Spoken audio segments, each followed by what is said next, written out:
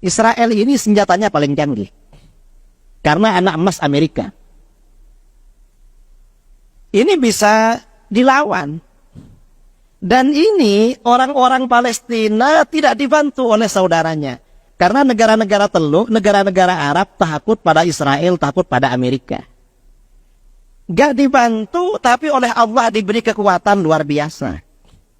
Bahkan kabarnya, bom dan pelurunya Israel yang tidak meledak di Gaza itu lebih 1.200. Tidak meledak. Hanya jatuh gitu aja. Lebih 1.000. Nah ini siapa mereka? Imam Syafi'i. Kita ingat, Imam Syafi'i, imam kita lahir di Palestina. Dan penduduk Palestina mazhabnya Syafi'i. Jadi mereka ini mazhabnya Syafi'i. Ada pada hari raya kemarin, ada ustadz, ada ulama Palestina ke rumah saya. Saya tanya, apa mazhabnya? Orang Palestina, orang Yordania, dan Mesir, mazhabnya Syafi'i. Dan tahu yang namanya Hamas. Hamas itu singkatan dari Harakatul Muqawamah Al-Islamiyah. Gerakan perlawanan Islam. Hamas ini punya sayap militer namanya Al-Qassam. Al-Qassam ini nisbat kepada ulama yang mati syahid.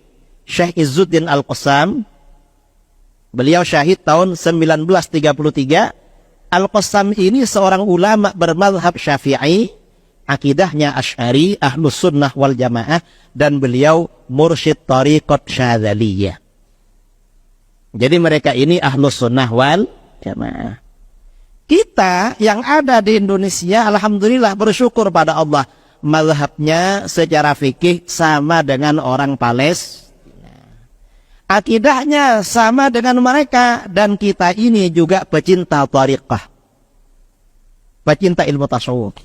Ini mereka, orang-orang. Jadi sama akidahnya sama dengan kita. Sama-sama akidah Ahlus Sunnah wal Jamaah.